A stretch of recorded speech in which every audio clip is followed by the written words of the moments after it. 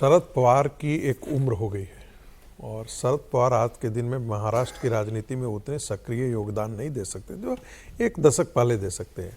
और जिसे कहते हैं ना उत्तराधिकारी, तो उत्तराधिकारी सिर्फ उत्तराधिकार सौंप देने से नहीं हो जाता है, वसीयत लिख देने से नहीं होता है। शंकराचार्य का वसीयत लिख दें तो उससे शंकराचार्य नहीं बन जाता है कोई, उसके लिए उसमें गुण, जो योग्यता, ये सारी चीज़ें महत्वपूर्ण हो जाती हैं। सुप्रिया सुले क्या शरद पवार के राजनीतिक उत्तराधिकारी के तौर पर महाराष्ट्र की राजनीति में सक्रिय होकर के और उसको ताकत दे सकती हैं? मेरा उत्तर है नहीं। क्यों? उसी तरीके से शरद पवार, ये अजित पवार की पत्नी क्या सक्रिय होने के बावजूद भी उसी प्रकार से नेतृत्व दे सकती हैं पार्टी, अपनी पार्टी को? मेरा फिर उत्तर होगा नहीं। मैंने उनके बेटे के बारे में नहीं जानकारी इकट्ठा की है, उनके बारे में नहीं उतनी जानकारी है। क्या यदि वो इस पार्टी को लीड कर पाते हैं, क्योंकि वहाँ पर भी एक से एक धुरंधर लोग पहले से बैठे हुए हैं, तो उनको लगेगा कि अब हम इन बच्चों के आगे हम काम करें, तो ये भी एक बहुत महत्वपूर्ण है। और जो शुरू में उन्होंने जिक्र किया था, मैं उससे इस बात से सहमत हूँ कि लोग अब देवेंद्र फडणवीस की तरफ देखेंगे, इनकी पार्टी के लोग भी अब देवेंद्र फडणवीस की तरफ देखेंगे। तो लगेगा कि अब मेरा राजनीतिक भविष्य उधर ज़्यादा दिख रहा है। और ऐसी स्थिति में मैं टूट फूट की संभावना से कोई इनकार नहीं करता हूं। यदि अजित पवार जी की पत्नी को लगता है कि हम उनकी अपने पति की लेगेसी को, पॉलिटिकल लेगेसी को ध्यान में रखते हुए हम ही उसका नेतृत्व करें, तो ये डिपेंड करेगा कि वो कितना दूर तक इस पार्टी को ले जाने में सक्षम बनाती हैं, संगठित रख पाती हैं, टूट फूट से बचा करके। और यदि उसको एस्टेब्लिश कर देती हैं तब तो फिर कोई दो बात नहीं। लेकिन दूसरी बात जिसे कहा जा रहा है कि दोनों परिवार जुड़ जाएंगे, इसकी मुझे दूर तक संभावना नहीं दिख रही है, क्योंकि भाभी और ननद का जो रिश्ता है वो बड़ा तल्ख रिश्ता है। और वो रिश्ता जो है वो अब कौन वर्चस्व की लड़ाई में कौन ऊपर रहेगा, क्या सुप्रिया सुले, उनकी सुप्रिया सुले जो है क्या उनके नेतृत्व को स्वीकार करेगी, या वो छोड़ देंगे कि भाई महाराष्ट्र की राजनीति में जो है वो आप तय कीजिए और केंद्रीय राजनीति में मैं तय करूंगा। बता सकते हैं परिवार की इंटरनल डायनेमिक्स कैसे हैं? देखिए, सुनीता पवार बहुत एक्टिव पॉलिटिक्स में आना नहीं चाहती थी। जब बारामती से चुनाव लड़वाया गया तब भी वो चुनाव लड़ना नहीं चाहती थी, लेकिन चूंकि अजित पवार का ये जिद थी कि सुनीता पवार को चुनाव लड़ना है, बारामती से वो चुनाव लड़ी, हारी। और उसके बाद वो राज्यसभा भी नहीं जाना चाहती थी, कि वो चाहती थी कि भाई मैं सक्रिय राजनीति की नहीं हूँ। लेकिन चूंकि अजित पवार को लगा कि भाई मेरी वाइफ लोकसभा चुनाव हारी है, ये मेरे अहम का सवाल है, तो पत्नी को उन्होंने फिर राज्यसभा भेजा। सुनीता पवार भी 60+ की हो चुकी है और कोई बहुत सक्रिय राजनीति में नहीं रही है। यह सिर्फ 3 साल का है राजनीति का। अगले 2029 का जब लोकसभा चुनाव होगा, 2030 का विधानसभा जब चुनाव महाराष्ट्र के अंदर होगा, तो मुझे लग रहा है कि बहुत ज्यादा स्पेस अब राष्ट्रवादी कांग्रेस पार्टी के लिए बची नहीं है। पार्टी में बड़ी टूट होगी अगले लोकसभा चुनाव और विधानसभा के समय।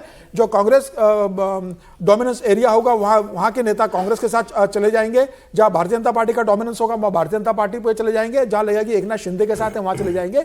इस पार्टी का कोई बहुत ज्यादा भविष्य नहीं है। पार्थ पवार में मुझे लगता है इतना दम नहीं है। ठीक है, आप अजित पवार के बेटे हैं तो आपको भाई सांसद बनना है तो आपको सांसद बना दिया जाएगा राज्यसभा में, आपको विधान परिषद में जाना है तो विधान परिषद में जाके आपको मंत्री बना दिया जाएगा। लेकिन देखिए, अजित पवार की पूरी ताकत लगाने के बाद भी मावल से वो चुनाव हार जाते हैं। अजित पवार की पूरी ताकत लगाने के बाद भी बारामती से सुनीता पवार चुनाव हार जाती है। जब अजित पवार के रहते ये चुनाव नहीं जीत पाते, तो अब क्या सुनीता पवार उस लेगेसी को आगे ले जा पाएगी? मुझे इसकी संभावना कम लगती है। और मुझे लगता है कि अब परिवार में पवार को स्थापित तो करना चाहेंगी ना, नहीं तो होगा ना, पिता की लेगेसी और पदवी तो दिलाना चाहेंगी होगा ना। अब ये होगा। और अब मुझे लगता है कि पार्थ पवार को भारतीय जनता पार्टी मदद करेगी।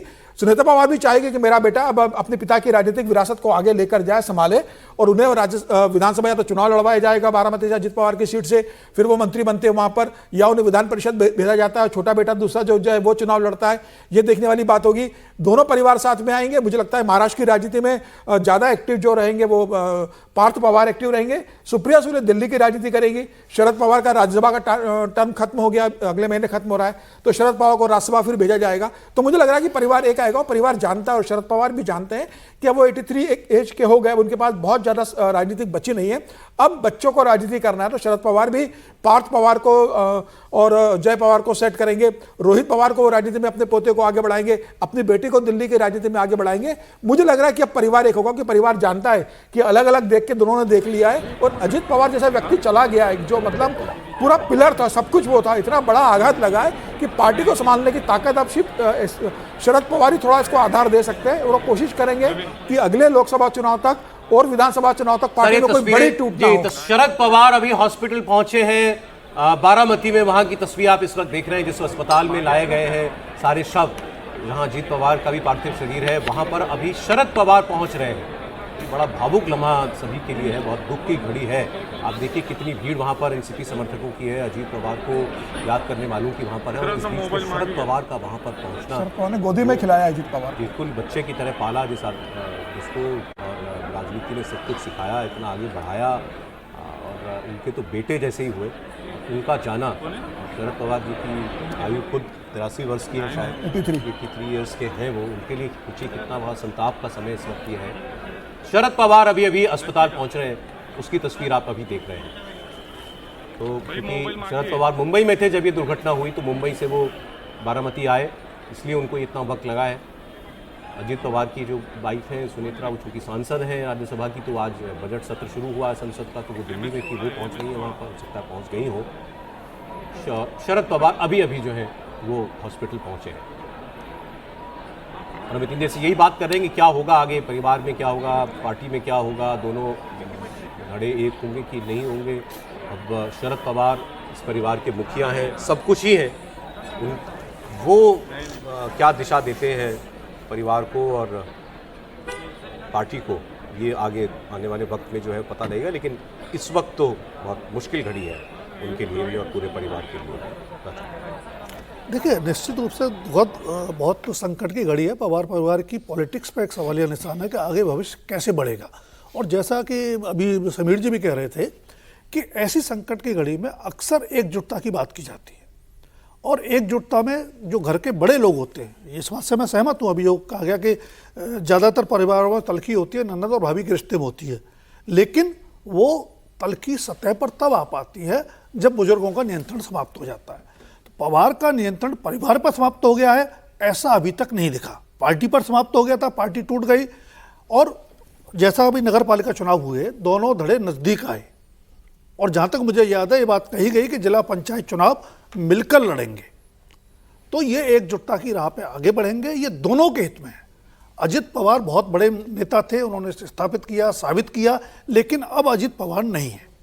तो उनकी लेगेसी को लेकर के अगर शरद पवार की लेगेसी उनके जीते जी फिसल सकती है, तो अजित पवार के बाद उनकी लेगेसी सुनेत्रा पवार या पार्थ पवार कितना दूर तक ले जा पाएंगे, ये बड़ा सवाल है। दूसरा, पार्थ पवार की बात हो रही थी। पार्थ पवार वही शख्स हैं जिनकी लैंड डील को लेकर के अभी महाराष्ट्र में बहुत बड़ी कंट्रोवर्सी हुई। हाँ बिल्कुल, वो वापस भी हुई लैंड डील पे। उससे अजित पवार की राजनीति पे कई तरह के आरोप भी लगे, सवाल भी उठे। वो लैंड डील रद्द हुई, उसके बाद भी उसकी जांच की मांग उठी, और अभी मांग चल रही है। तो कुल मिलाकर के पवार के सामने, पवार परिवार के सामने एकजुटता का रास्ता सबसे सुरक्षित है, और एकजुट होकर शरद पवार, देखिए महाविकास आघाड़ी तो हमने देखा कि विधानसभा चुनाव के बाद लगातार बिखरती चली गई है, तो उसका कोई अस्तित्व महाराष्ट्र की राजनीति में आज की तारीख में चुनाव की दृष्टि से नहीं है। तो अब शरद पवार पूरी पार्टी को एक करके शायद बार्गेन करने की स्थिति में बेहतर होंगे। एनडीए में ही बार्गेन करेंगे, इंडिया के पास तो बचा क्या है। तो पहली शर्त यही होगी कि परिवार एकजुट हो, पार्टी एकजुट हो, और उसके बाद आगे की राजनीति तय करें। लेकिन एक बात जरूर है जी, जो अभी राकेश शुक्ला जी भी कह रहे थे, हमें एक बात समझनी होगी, एकनाथ शिंदे ने शिवसेना पहले तोड़ी और सरकार बन गई थी, उसके बावजूद अजित पवार ने अपनी पार्टी तोड़ी, उस गठबंधन में शामिल हुए। तो कहीं ना कहीं उन दोनों की अंडरस्टैंडिंग इनसे बेहतर थी, और खाली अंकगणित पर निर्भर नहीं थी, क्योंकि अजित पवार के अंकगणित की जरूरत नहीं थी। बिल्कुल ठीक बात है। दूसरी बात, वो सरकार दोबारा बनने के बाद से, 2024 के चुनाव के बाद से, बीजेपी को अपने दम पर 19 से ज्यादा बहुमत मिल गया। एकनाथ शिंदे और देवेंद्र फडणवीस या बीजेपी और शिंदे सेना में लगातार टकराव की खबरें विभिन्न सवालों पे आती रही, जो इन दोनों के बीच में कभी नहीं आई। कभी नहीं आई। अभी जो लोकल बॉडीज के चुनाव हुए उसमें भी सहमति नहीं हुई, सीटों का बंटवारा नहीं हुआ, अलग अलग लड़े, कुछ एडवर्स अलायंसेज भी बन गए, लेकिन कटुता आपस में आपको कहीं नहीं देखी, आरोप प्रत्यारोप कहीं नहीं देखे। तो मुझे लगता है कि उस सूत्र के माध्यम से पवार परिवार एक होगा, एनसीपी एक होगी, और एनडीए से नए सिरे से एक रिश्ता बनेगा। ये बात तो बिल्कुल साफ दिखती है कि एक बहुत ही अच्छी इक्वेशन देवेंद्र फडणवीस और अजीत पवार के बीच में थी। आपने बिल्कुल ठीक कहा। दोनों ही बार जो है बहुत ज़्यादा ज़रूरत नहीं थी सरकार बनाने के लिए, एकनाथ शिंदे आ ही गए थे, और 2024 में तो बिल्कुल भी नहीं थी। लेकिन बीजेपी की पॉलिटिक्स को क्या सूट करेगा, मैं ये जानना चाह रहा हूँ आपको आगे, क्योंकि पॉलिटिक्स देखिए बहुत ब्रूटल बिजनेस है आफ्टर ऑल। अभी सबको बहुत दुख है, सब बहुत अच्छी अच्छी बातें कर रहे हैं, सब कुछ ठीक, आगे जाकर के 20 दिन बाद 10 दिन बाद क्या होता है कोई नहीं जानता। बीजेपी चाहेगी कि एनसीपी के तौर पर एक पॉलिटिकली रेलिवेंट फोर्स जो है वो बनी रहे और वो हमारे साथ रहे, या अगर हम में समाहित होती है तो हो जाए।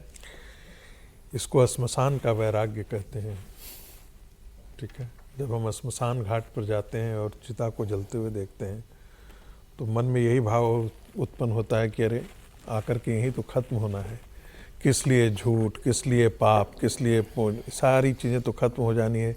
किस लिए इतना संपदा अर्जित कर रहे हैं, किस लिए जो है वो अपनी प्रसिद्धि और यश और कामना के लिए मरते रहते हैं, सब तो यहीं खत्म हो जाता है। लेकिन वहाँ से उठ करके जब बाहर निकलते हैं ना तो थोड़ी देर बाद टेलीफोन की घंटी बजती है और फिर आप वास्तविक अपने धरातल पर लौट आते हैं, अपनी दुनिया में वापस। वे ठीक वैसे ही है जैसे कोई फिल्म देखता है तो 3 घंटा जो है ना विलेन भी है, चाकू मारने वाला भी जो है वो विलेन के साथ नहीं खड़ा होता है, वो जो है वो नायक के साथ खड़ा होता है।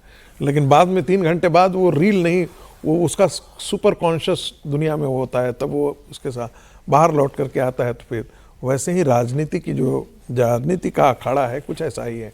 कुछ दिनों बाद देखेंगे कि वर्चस्व की लड़ाई जो है वो शरद पवार और अजित पवार दोनों के गुटों के बीच में होगी कि कौन जाएगा, कैसे नए समीकरण बनने की संभावना से कोई इनकार नहीं कर सकता है। इस संभावना से कोई इनकार नहीं कर सकता है कि इनकी पार्टी का एक बड़ा हिस्सा जो टूट करके जो है वो भारतीय जनता पार्टी के साथ चला आ जाए। जैसा कि समीर जी ने कहा कि एक बड़ा हिस्सा जिसको लगता है कि नहीं मेरा भविष्य आने वाला दिनों में है वो देवा भाव के साथ ही है या भारतीय जनता पार्टी के साथ है, तो वो टूट करके आने में कोई देर नहीं करेगी। और जो महाराष्ट्र की राजनीति में अजित पवार का था, मुझे लगता है कि उस गैप को फुलफिल करना किसी के लिए अब संभव नहीं है, क्योंकि अजित पवार एक ऐसे थे जो खुल करके कम से कम मुस्लिम लोगों के मतदाताओं को भी अपनी साथ बांधे रखने की बात वो कहते थे और ये बड़ा खुल करके बात करते थे, जैसे होता है ना बिंदास तरीके से। वो भारतीय जनता पार्टी के लिए कई बार वो कचोटता भी था, लेकिन लेके आए तो बीजेपी ने मैंने कहा ना, हुआ, मैंने कहा कि वो मैं उसी तरफ इशारा कर रहा था। तो वो कद कोई अभी एनसीपी के अंदर नहीं है। वो एक कद के दिए, डायनेमिज्म में दिए आप कहेंगे तो प्रफुल्ल पटेल के साथ है, लेकिन वो बिजनेसमैन ज्यादा है, लेकिन जमीनी राजनीति वाला देखिए ये उस वक्त भी बहुत चर्चाएं हुई थी कि नवाब मलिक को साथ ले आए हैं, फिर भी क्यों साथ में है भारतीय जनता पार्टी। तो ये उस वक्त जस्टिफिकेशन दी जाती थी कि एनसीपी की एक अहमियत बीजेपी के लिए विरोधी वोट को लेकर के भी है कि हमारे साथ रहते भी एनसीपी जो है विरोधी वोट जो है कुछ खींच सकती है, तो नुकसान पहुंचाएगा महाविकास अघाड़ी को। वो भी है, और एक सबसे बड़ा कारण ये था कि भाई शरद पवार से टूट कर आए, कांग्रेस को फिर मजबूत होने देना नहीं है, महाराष्ट्र को मजबूत आधार बनाना है। देखिए महाराष्ट्र की राजनीति में अगर आप देखेंगे तो 288 असेंबली सीट्स में से 145 सीट्स मेजोरिटी के लिए चाहिए। भारतीय जनता पार्टी के पास अकेले 131-132 सीटें हैं। भारतीय जनता पार्टी की पहली कोशिश होगी अगले विधानसभा चुनाव से पहले कि भारतीय जनता पार्टी के पास इतने विधायक आ जाए कि भारतीय जनता पार्टी अपने आप में absolute majority Bharatiya Janata party के पास आ जाए। उसे ना एकनाथ शिंदे की जरूरत पड़े ना किसी और के समर्थन की जरूरत पड़े, जिसके बाद अगले लोकसभा चुनाव में अमित शाह बिल्कुल, और फिर अगले लोकसभा चुनाव में जब 2029 का लोकसभा चुनाव होगा तो भारतीय जनता पार्टी तय करेगी कि 48 लोकसभा सीटों में से एकनाथ शिंदे को कितने सीटें देना है। उसके बाद जब 6 महीने बाद विधानसभा चुनाव होगा तब भारतीय जनता पार्टी तय करेगी कि भाई 288 में से कितने सीटें देना है। भारतीय जनता पार्टी की पहली कोशिश होगी कि अपने आप को इंडिपेंडेंस करो, और जो 41 विधायक अजित पवार के उसमें से ज्यादा से ज्यादा विधायक भारतीय जनता पार्टी के साथ जुड़े और भारतीय जनता पार्टी मजबूत हो, क्योंकि भारतीय जनता पार्टी अब अक्रॉस द महाराष्ट्र की पार्टी जो जैसे गुजरात में जितनी स्ट्रांग है उतना ही स्ट्रांग महाराष्ट्र में बनना चाहती है। तो मुझे लग रहा है कि भारतीय जनता पार्टी पहले अपने आप को वहां मजबूत करेगी। अब लेकिन जिस जगह से पश्चिम महाराष्ट्र से अजित पवार का जो होल्ड रहा है, पुणे में तो भारतीय जनता पार्टी मजबूत हो गई है। पश्चिम महाराष्ट्र का एक बड़ा पॉकेट है जहां भी कांग्रेस भी मजबूत है, जहां पर बीजेपी का भी आधार है और जहां अजित पवार और शरद पवार का भी आधार था। तो अब मुझे लग रहा है कि अजित पवार का वो आधार भारतीय जनता पार्टी के साथ चला जाएगा, तो भारतीय जनता पार्टी को बेनिफिट होगा। सुमित्रा पवार, पार्थ पवार भी जानते हैं कि बिना भारतीय जनता पार्टी के वो कुछ नहीं कर सकते। भाई उनके पिता, उनके चाचा शरद पवार भी अपनी दम पर सरकार नहीं बना पाए, तो उनके बस की बात नहीं कि वो भारतीय जनता पार्टी से अलग होकर महाराष्ट्र में कोई शक्ति बन पाएंगे। उनकी कोशिश होगी कि वो विधायक बने, सांसद बने, राज्यसभा में बने, सरकार में उनका हस्तक्षेप बना रहो, सरकार में उनके काम होते रहे और सरकार में उनकी भूमिका रहे, तो मुझे लग रहा है वो भारतीय जनता पार्टी के साथ जाएंगे और शरद पवार भी अब उनके साथ जाएंगे और शरद पवार भी अब एनडीए का हिस्सा बनेंगे। महाराष्ट्र में बीजेपी की ये तो बड़ी साफ उसका लक्ष्य था कि शरद पवार को और उद्धव ठाकरे को हाशिए पर पहुंचा देना है राजनीति में, लेकिन क्या वो चाहेगी कि एनसीपी एक रेलेवेंट पॉलिटिकल फोर्स रहे? अभी दो तरह से समझिए, क्योंकि हम समाज जीवन में हैं तो हमको लगता है कि दोनों परिवार को एक होना चाहिए, लेकिन जब हम राजनीतिक जीवन में होते हैं तो हमको लगता है कि राजनीतिक हित कहाँ पे होगा। तो राजनीतिक हित ये कहता है कि दोनों एनसीपी को अलग होना चाहिए। और मैं पहले ही बोला, बीजेपी का राजनीतिक हित ये कहता है, मैं दोनों हित बता रहा हूँ ना, कि समाज हित ये कहता है कि दोनों परिवार को एक हो जाना चाहिए, राजनीतिक हित ये कहता है कि एनसीपी को दो भागों में रहना चाहिए। हम पहले भी बोल चुके हैं कि एनसीपी के जो भी विधायक हैं वो अजीत पवार जी के बाद अब संरक्षक के रूप में देवेंद्र फडणवीस जी को देखेंगे और उनके पीछे खड़े रहेंगे। और देवेंद्र फडणवीस जी की भी यही पॉलिटिक्स होगी कि ना तो इसको मारना है और न मरने देना है। कारण ये है कि एनसीपी में यदि वो फिर से मिल गए दोनों, यानी शरद पवार और अजीत पवार जी का ग्रुप यदि मिल गया तो एक फिर से फोर्स तैयार हो जाएगा। सहमत। और जो फोर्स तैयार होगा तो किसके लिए तैयार होगा? वो कहीं ना कहीं वो महा विकास आघाड़ी के लिए ही तो होगा, यानी कांग्रेस, एनसीपी और शिवसेना फिर एक ताकत बन जाएंगी। तो राजनीति ये कहती है कि नहीं, हमें विपक्ष की ताकत को मजबूत नहीं होने देना है। तो ऐसे में विधायकों को संरक्षण देना है, परिवार को संरक्षण देना है और इनको जीवित रखते हुए इनको आगे बढ़ाने का काम देवेंद्र फडणवीस जी करेंगे। यानी ये मान के चलिए कि दोनों के बीच में एका नहीं होगा, दो अलग अलग एनसीपी रहेंगे। शरद पवार जी परिवार के बड़े व्यक्ति हैं, उनका प्रयास होगा कि सुनेत्रा और सुप्रिया जी के बीच में सुलह हो जाए, दोनों एनसीपी एक हो जाए। वो एनसीपी एक होने से कम एनसीपी के मरने का खतरा खत्म हो जाएगा। ऐसे में कोई एक एनसीपी मरने का खतरा रहेगा और फिर एक एनसीपी ही बचेगी। अजीत पवार जी के बाद अब सारा दारोमदार शरद पवार जी के कंधे पे आ गया है, अभी सुप्रिया जी और सुनेत्रा जी कंधे पे नहीं है। ऐसे में उनका प्रयास तो ये हो कि दोनों एक हों, लेकिन राजनीतिक नजरिए ये कहता है कि दोनों एक नहीं हो। ऐसे में ये एक विषम परिस्थितियां पैदा है सौरभ जी कि वहां पे समाज जीतता है या राजनीति। अब आपने बिल्कुल समाज और परिवार राजनीति ही अब देखना है कि किसमें किसका जोर ज्यादा चलता है। कुछ और मैं प्रतिक्रियाएं आपको लेकिन दिखाना चाहता हूं। शिवसेना यूबीटी उद्धव बाला साहब ठाकरे की सांसद हैं प्रियंका चतुर्वेदी, उन्होंने भी इस हादसे पर दुख जताया है और कहा है कि अजीत पवार यंग जनरेशन के एक बड़े लीडर थे और ये जो खबर आई है वाकई दिल दहला देने वाली खबर है।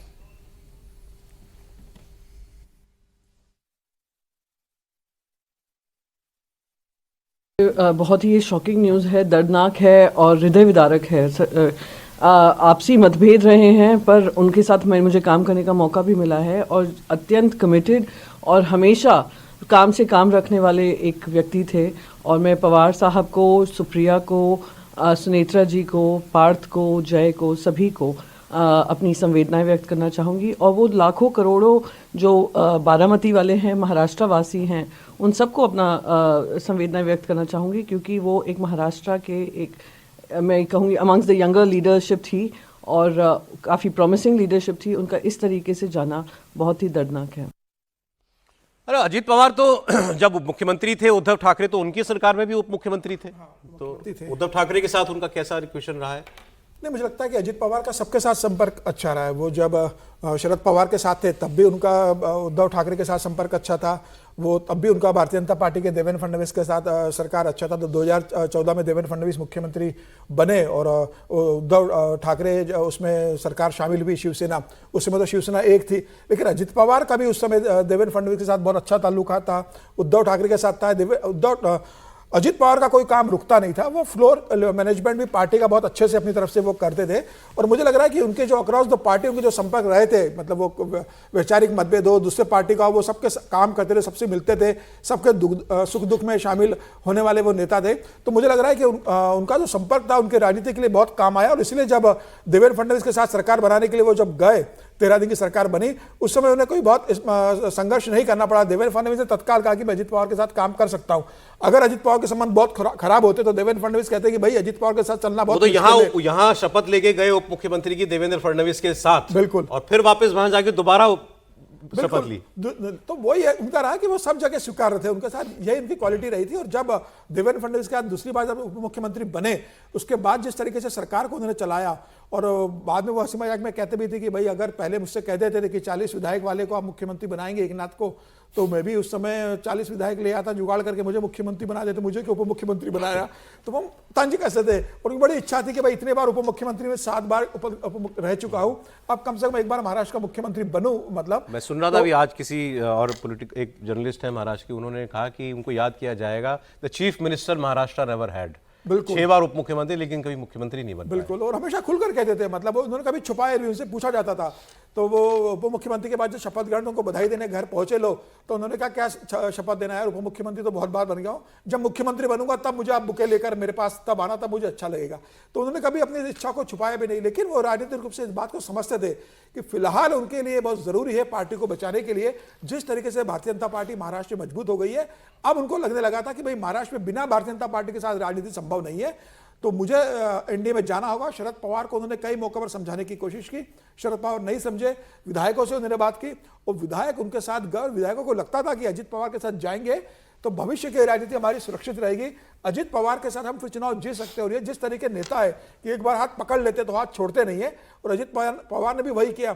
जिन नेताओं को साथ में लेकर आया, जिनको कमिट किया था कि मैं आपको मंत्री बनाऊंगा, उनको मंत्री बनाया, जिनसे कहा था कि आपको मैं फिर टिकट दूंगा, उनको टिकट दिया। तो मुझे लग रहा है कि अजित पवार ने बहुत बेहतर तरीके से महाराष्ट्र की राजनीति में अपने आप को संभाला था। शरद पवार से वो बेहतर राजनेता, एक संगठनकर्ता बनकर पार्टी में निकले थे। अगर शरद पवार उनके साथ रहते तो अजित पवार का और राजनीतिक महाराष्ट्र के अंदर बढ़ जाता।